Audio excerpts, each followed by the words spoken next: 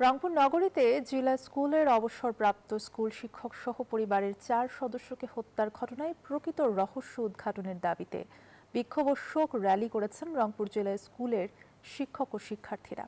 দুপুর থেকে বিক্ষোভ শুরু করেন তারা। শিক্ষার্থীদের অভিযোগ, 2 জন মানুষ 4 জনকে হত্যা করা অসম্ভব। এর সঙ্গে আরও অনেকে জড়িত রয়েছে বলে ধারণা তাদের।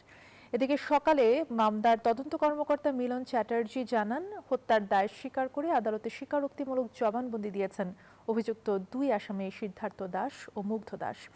এর আগে জবানবন্দি গ্রহণ শেষে রোববার রাতে সিদ্ধার্থ এবং মুগ্ধকে কারাগারে পাঠানোর গতকাল যে 2 জনকে গ্রেফতার করে এই যে আমাদেরকে সাময়িকভাবে শান্ত করার চেষ্টা করেছে, ব্রিফিং নিয়ে সন্দেহ প্রকাশ করছে যে ব্রিফিংয়ের আমাদের ছাত্র জনতা তার বিশ্বাস রাখতে পারছে না। শান্তিপূর্ণভাবে প্রশাসন সকল প্রকার বিষয়গুলো ক্লিয়ার করুক, প্রকৃত যে ঘটনা সেটি জনগণের সামনে তুলে ধরুক। এ বিষয়ে আরো জানাতে রংপুর থেকে সরাসরি যুক্ত আছেন সহকর্মী রেজাউল করিম মানিক। রংপুরে শিক্ষক এবং শিক্ষার্থীরা শোক র্যালি এবং বিক্ষোভ করছেন, তারা মূলত কি কি দাবি জানিয়েছেন? ধন্যবাদ আপনাকে। আপনি জানেন যে গণপতি চক্রবর্তী তার স্ত্রী এবং 2 সন্তানকে নিষ্ঠুর, নির্মম ও নৃশংসভাবে হত্যার প্রতিবাদে উত্তাল হয়ে উঠেছে অর্থাৎ রংপুর নগরী। আজকে এই মুহূর্তে কিন্তু আসলে মহানগর নাগরিক কমিটি যেটি রয়েছে তার ব্যানারে মানববন্ধন করছেন।